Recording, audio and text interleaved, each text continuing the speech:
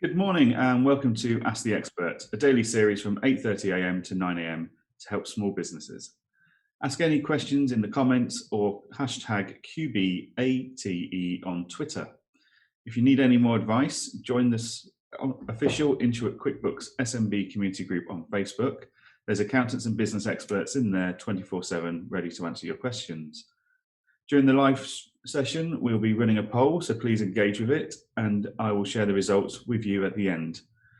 My name is Johann Goree, and I am the Managing Director of JGBC. We're an accounting firm based in Scotland with multiple offices, and we specialise in supporting startup and small businesses. You can find us at our website, www.jgbc.co.uk, and if you've got any questions for myself or the team, please do send them in either through this chat or afterwards via our website. So we are continuing the theme of the support that's available to small businesses today. So I know my fellow hosts have gone through the job support and premises grants schemes with you recently, and we're still getting more details about those and who can apply for which parts. For businesses in Scotland, it's become a bit more messy because we've got a different tier system to that in England, which is what the job support scheme has been based on. So what I've been doing and my team have been doing with our clients recently is looking at how our clients can be independently support themselves financially. What we found is most clients have now had and used their bounce back loan or their CBILS loan. They've used the furlough, and that's now coming to an end at the end of this week. And the job support scheme isn't ideal for every industry and every business, depending on your industry and where you're from.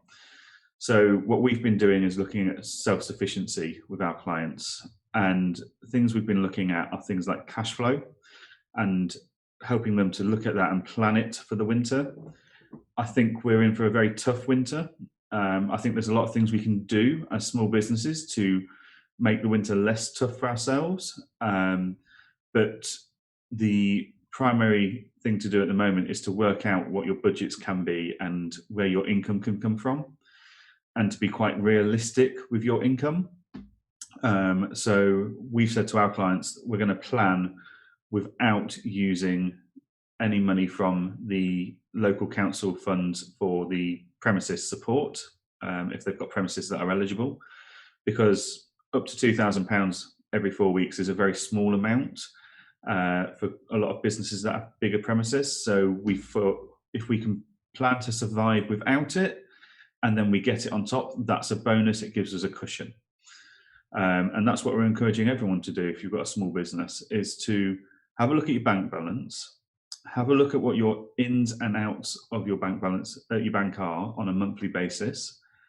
Have a look at what bits you might not need or you could step back on going forwards for the next few months, and work out how long you can survive with your current income.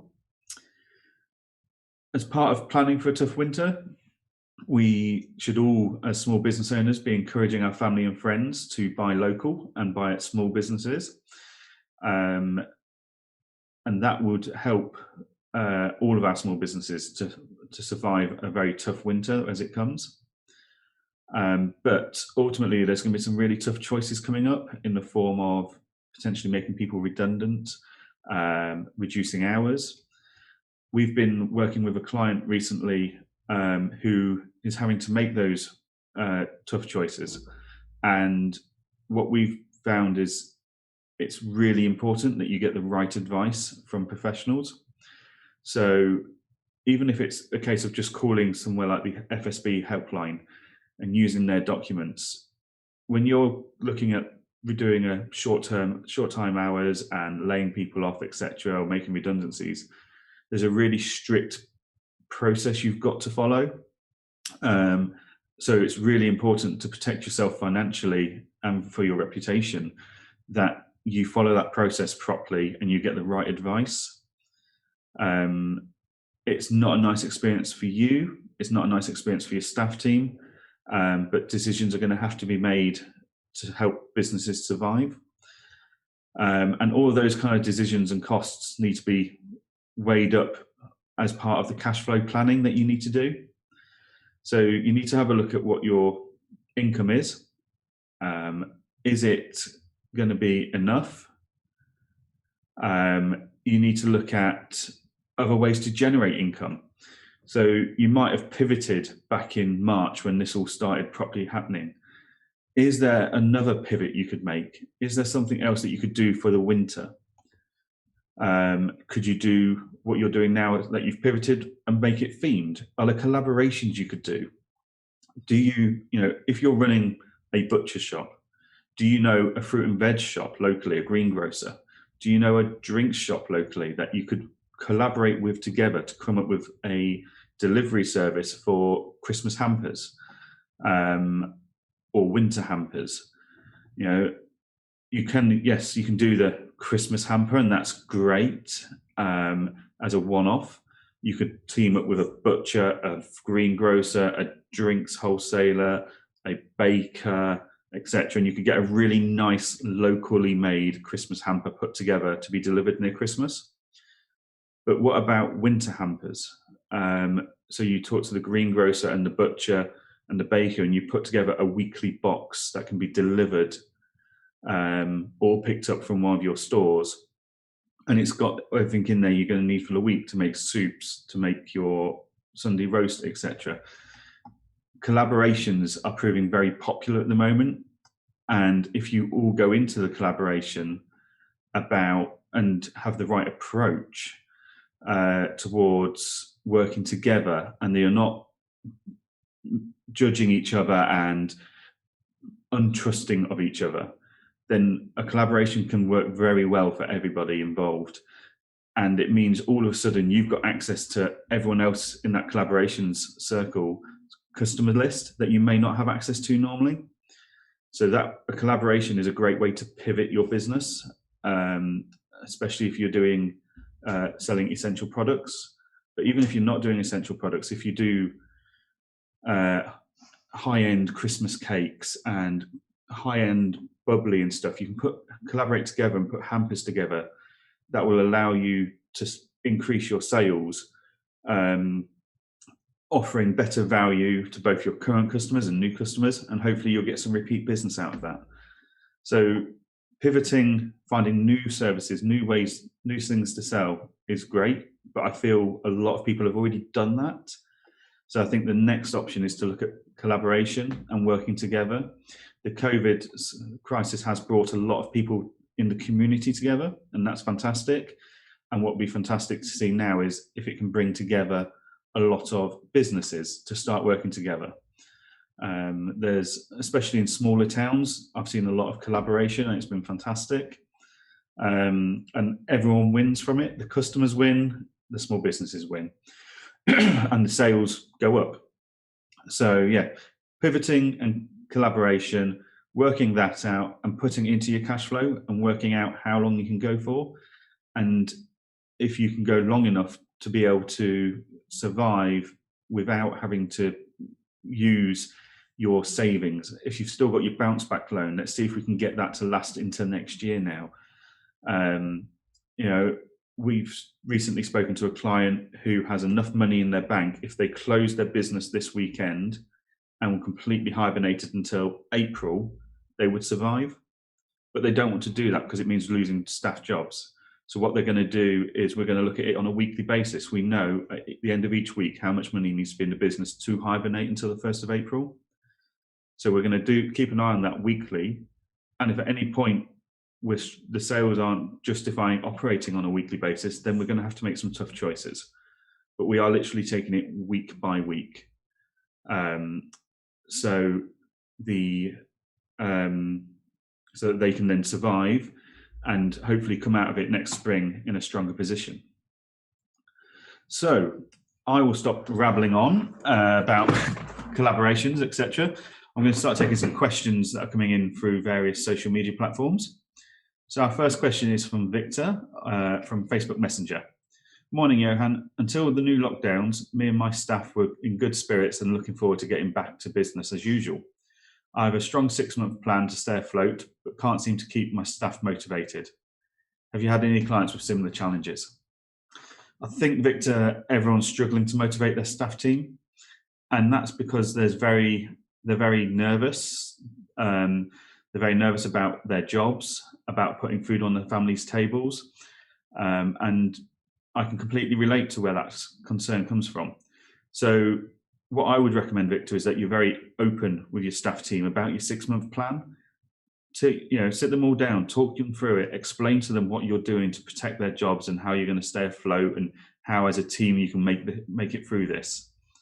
That communication of that plan could be a huge morale booster, because at the moment they may be sat there. I might be wrong. You might have told them about the plan, but if they're sat there, they don't know what your plan is, and they're seeing everyone around you struggling with business, they might be concerned they're next. So talk to them about the plan, keep them up to date, set them little goals. This week we need to do this to meet the plan, and feed back to them on those goals. So it's constant communication, goal setting for them, because that gives them something to work towards. Because at the moment they could just be in the balance, waiting to hear. So get them on board with the plan, get them working towards the plan with you, and that will really help them. I hope that helps. So we've got the next question from Arnold from Twitter DM. Hi Johann, have there been any specific announcements about winter jobs plan, which is supposed to replace the furlough scheme? So the job plan that's come out is the job support program. That has been launched. I think we're on version 3 now. That starts on Monday. So there's lots and lots of information on HMRC's website. I'm not going to go into any specifics about it, purely because what you can and can't claim is dependent on your industry and your business and the level of impact COVID's having on your business, and also your location for geographic tiering. So whatever tier you're in, and that also, the tiers differ between Scotland, Wales and England. So it's really complicated. So it's worth having a look yourself on HMRC's website, and then having a chat with your accountant, or finding a local accountant that will have a free chat with you, because they will have a fuller understanding of this job support scheme in your location, in your industry, and what you can and can't claim. So yeah, it's a rapid evolving process, but it goes live on Monday. There are details on HMRC's website now. And it's just important to work out exactly what your business can claim. So I hope that helps, but check HMRC's website, so gov.uk, sorry, and it's all on there. Just go to the gov.uk website and search job support scheme, and that will give you all the information you need to know, hopefully. We've got a question from Logan on Facebook Messenger. Is the £1 million support scheme for Scottish businesses applicable to online businesses? Logan, I think you're referring to the business support that's available every 4 weeks if you're in a tier 3 or 4 in Scotland lockdown, or if you're in tier 2 and you can demonstrate a significant impact of COVID reducing your income. The support available at the moment is only for businesses with business rateable properties. So it's per property. It's 0 to 51,000. You get, I think it's £1,500. I think that might have changed slightly every 4 weeks. And 51,000 and above gets 2,000 or 2,100. Again, the amounts that businesses get vary between Scotland and England. So again, it's really worth checking the gov.uk website or the Scottish gov.uk website to make sure you know what is available for your business. But as far as I'm aware, the support is only being directed at businesses with a property that is registered with the local council with a rateable value. So yeah, no, online businesses, if they're working from home, etc., won't be impacted by this. So the next question is from Iris on Twitter DM. What is the benefit of the new payment scheme for deferred VAT payments? Is it interest-free? So the VAT payment scheme is now, so the VAT that got deferred back in March to June, I think it was, that deferred payment now isn't due until March next year, I think. I can't remember off the top of my head. It's been that long since I've looked at it. The theory is that you can keep paying your current VAT as it comes up, and you can pay off that VAT gradually. And as far as I'm aware, there's no interest applicable on the VAT that is deferred from that one period. If you defer payments for other VAT periods, that may be eligible to interest. So you need to have a conversation with HMRC or get your accountant to have that conversation with HMRC just to clarify which parts they are wanting payments for and which parts are and aren't interest-free. So it's really important to have that conversation with HMRC and get it agreed what you're going to do and what your payment plan will be. Our next question is from Samuel on Facebook Messenger. Hi, Johann. I've taken a bounce back loan with the extension and repayment deadline, pay as you grow scheme. Does it mean I will be paying more interest? Hi, Samuel. I'll need to sit and crunch the actual maths for you on that one. And I've not got my calculator on my desk at the moment. But because it's been spread out over a longer period of time, normally it probably would increase your interest. But the way they're calculating interest on bounce back loans is they are working the interest out on a month by month basis on the value left on the loan. So it's a reducing level of interest each month as you pay back your loan.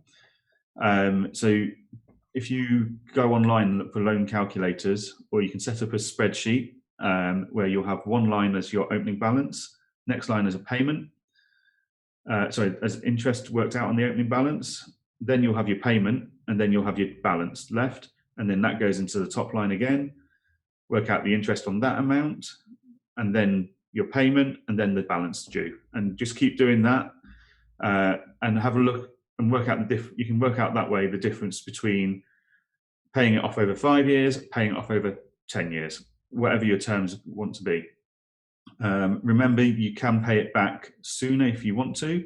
You can pay off bulk amounts. There's no penalties for that. And that will help reduce your interest as well. So I hope that helps. Nice little spreadsheet to create there, Samuel, or just have a look for loan calculators online. That should give you the answer to that properly. Kelsey on Instagram DM. Morning, Johann. What are the key things to look for if you want to start doing weekly check that you talked about today? So what we've done is we've looked at the fixed costs. So these are the costs that are going to occur whether you're open or closed. So things like rent, gas and electricity. Even though you're not open, you're still going to have some background usage there. Any website hosting, any wages of any staff you're going to keep on, such as yourself, for example.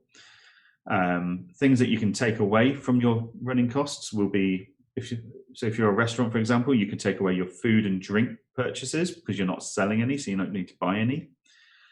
If you're hibernating, you might not need as big a budget for advertising. If you're hibernating, you won't need as big a budget for staffing, etc., but you'll still need to pay your insurance, for example. So go through, work out, if you close today, what costs would I have to pay for the next 6 months, 3 months, however long you're looking at. And then when you've done that, just review it every week, because next week you might have already paid this month's rent.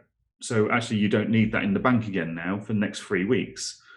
So if you're reviewing those costs every week, then you can work out how much you need in the bank at that point to go into hibernation and survive. And if you've got more in the bank than that, fantastic. Maybe you can carry on for another week. If you've not got If you've only got slightly less, then maybe you can make up for it in the next week with a bit of a push. If you've got dramatically less, then you need to start thinking, right, I need to potentially go into hibernation. But hibernation is going to be a really key way. And we saw lots of big hotels and stuff go into hibernation really early on, back in April time and May.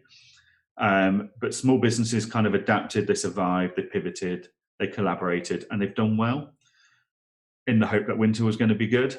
I know businesses in Edinburgh, for example, are really worried about winter now because they lost the Fringe Festival, which is a huge revenue maker for them. They've now lost the Christmas Festival.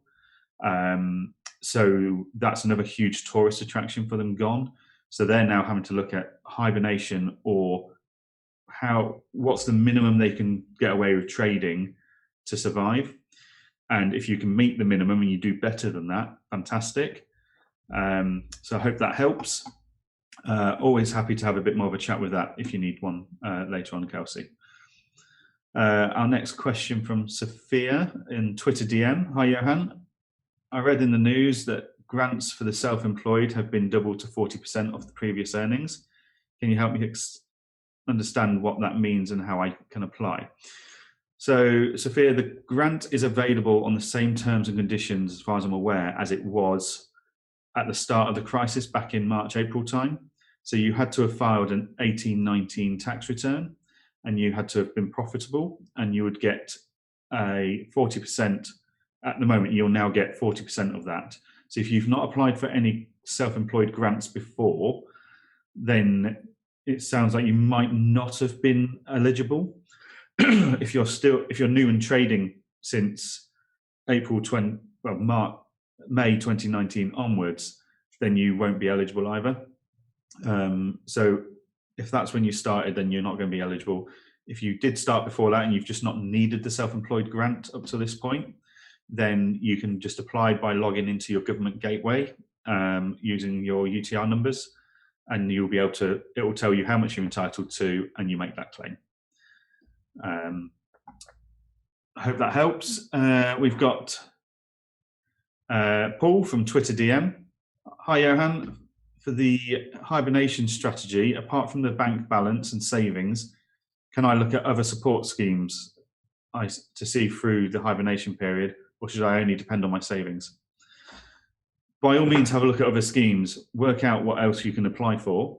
The reason we're looking primarily just at savings and the bank balance is because that's money we've got in the bank. We know we've got that. There's a lot of terms and conditions with all these new grants. If you need to have a business property, you need to be in certain tiers, you've got to have certain impacts on your business, etc., to be able to claim these grants. And the tier systems are changing. So if you plan now to get the level of support you might get for the top tier of being closed down, and then 2 months later you're moved out of that tier, which means you can't apply for that funding, then you're going to come up short, which is why we're looking at just at what we do have, what we know is in our bank. And then anything on top of that, scheme-wise, is just a benefit and it's a bonus. So it's because of those schemes changing and the tiers changing in your area that we aren't planning and making that our bed out of that and laying in it, because it could change and we don't want to be caught short. We've got a question from Bruno on Instagram DM. I have a retail shop and I've recently gotten a website developed to start selling online. I've also parked some money to invest in digital marketing. Is it a good idea to use the Kickstart scheme to get some fresh talent to handle this, or should I just look for professional help?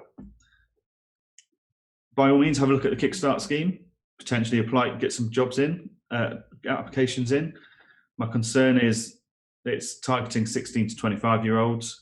They may need a lot of training and support, and it may cost a lot of time and money trialing, erroring that.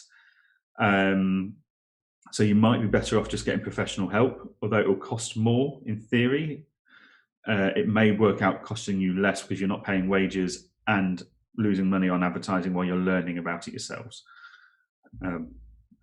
So yeah, professional help is probably the way I would go, just because we don't know yet what the calibre of the people coming through Kickstart scheme is going to be like, but it's worth keeping an eye on. We've got a message from Nigella on Facebook Messenger. I run a furniture business and business has been I run a furniture business and business has been abysmal for the last few months.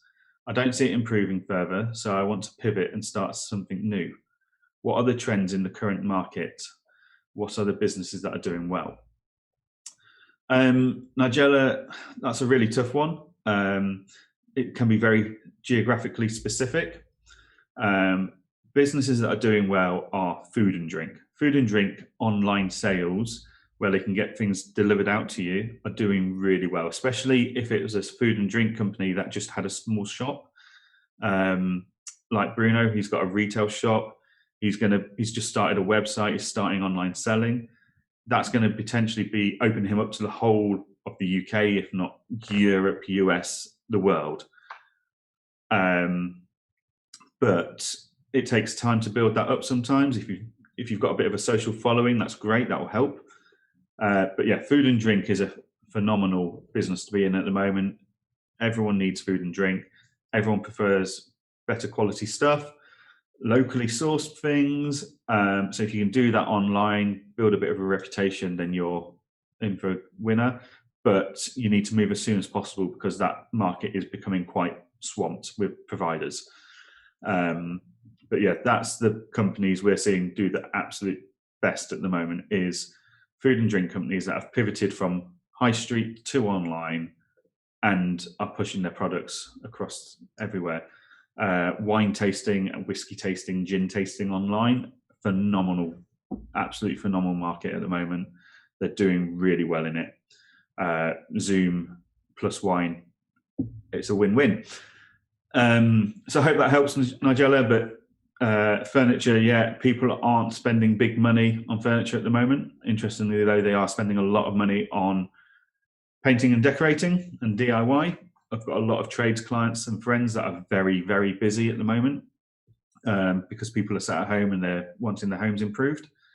And food and drink, as I say, is doing really well.